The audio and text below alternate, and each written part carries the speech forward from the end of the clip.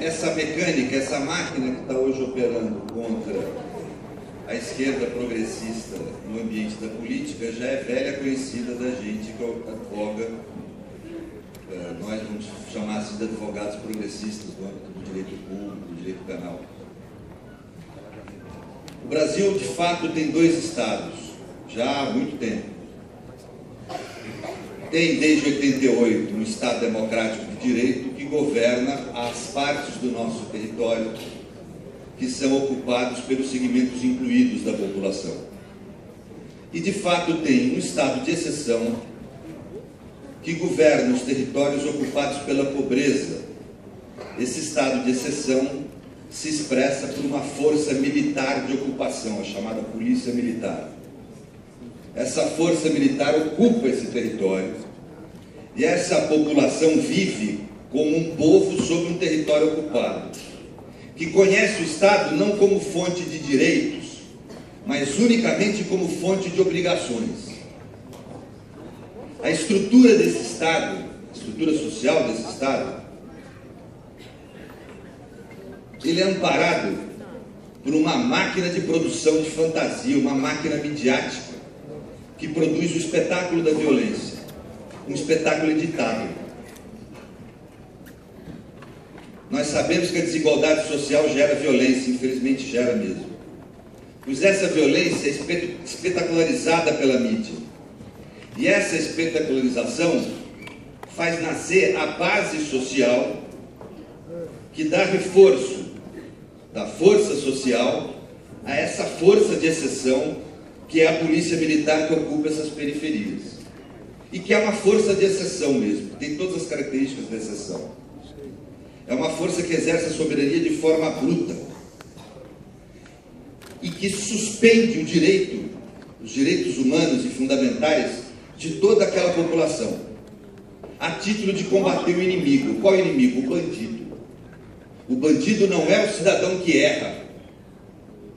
O bandido é o inimigo, aquele ser que é desprovido de qualquer direito, é desprovido do direito à vida. A polícia brasileira mata mais num ano do que a Guerra do Golfo matou em 10 anos. Quando ele consegue ser aprisionado, ele é aprisionado em prisões que, segundo a declaração da ONU há 2 semanas atrás, tem condições medievais. A ONU declarou que as prisões do Brasil tratam seus prisioneiros em condições medievais, em condições semelhantes à tortura. Essas pessoas são aprisionadas sem direito de defesa. 40% dos nossos aprisionados, que é a quarta população aprisionada do mundo, dependendo de como você conta, passa para a terceira, nós passamos da Rússia, são presos preventivamente, sem ter exercido seu direito de defesa. Há no Brasil uma banalização da prisão cautelar. Senhores, é esta máquina que agora se volta contra os políticos progressistas e de esquerda que resolveram tentar alterar esse quadro. Essa máquina é composta por esses mesmos elementos. Uma mídia que, em vez de espetacularizar a violência em si ou a execução, espetaculariza o processo. O processo penal, por exemplo, contra Lula, está sendo absolutamente espetacularizado. E o espetáculo não só substitui o processo, ele acaba com o processo. Ele liquida com o processo. A gente entra dentro do processo sabendo qual o resultado que ele vai ter. Aconteceu isso com o José Dirceu no Mensalão. Não existe processo quando você sabe o resultado que ele vai ter antes dele acontecer. Isso parece ser aquelas coisas do Stalin, né? Que você entrava sabendo que o sujeito que já ia morrer antes do seu julgamento. Então, o espetáculo substitui o processo. Existe uma base social. Por quê? Porque você trata o réu como inimigo. Não como um ser humano que errou, não como um cidadão que eventualmente errou, que eu estou investigando se esse errou ou não. Eu trato ele como inimigo, ou seja, como um ser desprovido dos direitos mínimos que qualquer ser humano tem. E eu faço isso, conforme eu falei, essa máquina espetacular, essa máquina que faz o espetáculo, essa máquina de mídia e de comunicação, cria a base social que dá sustentação a isso.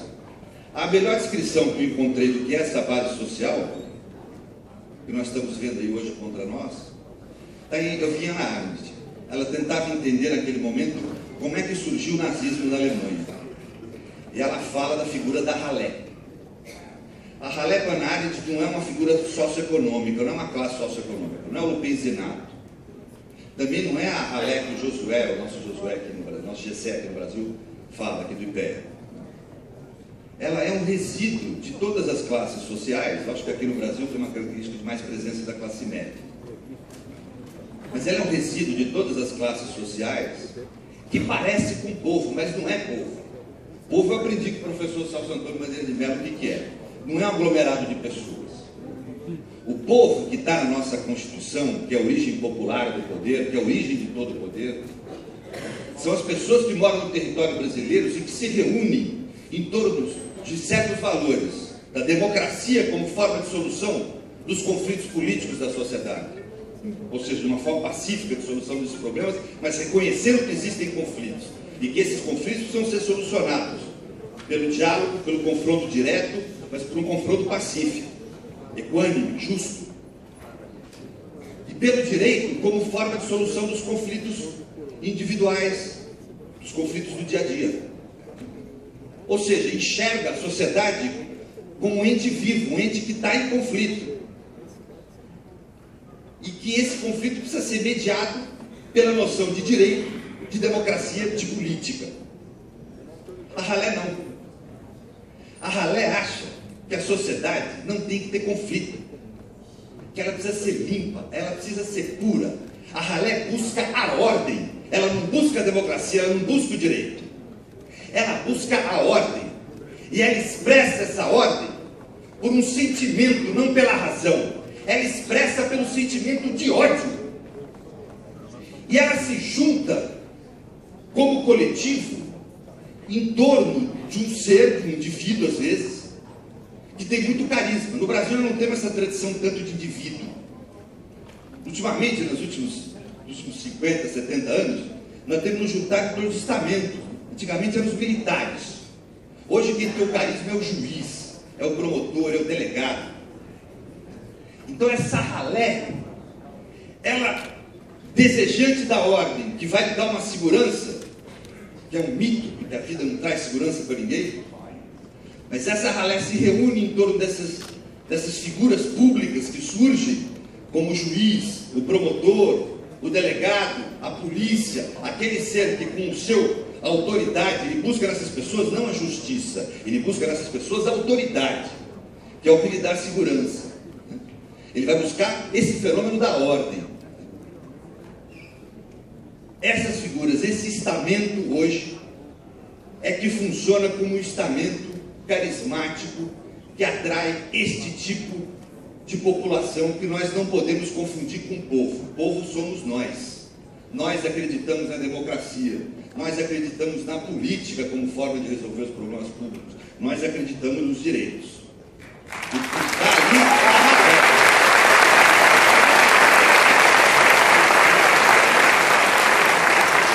E nós temos que ter muito cuidado com esse momento histórico. Se essa ralé se torna a maioria, uma nação que flerta com o fascismo não sai impune. Não é brincadeira. O governador Alckmin deve ter sentido isso no domingo. Eles flertaram com o fascismo. Agora eles estão começando a sentir.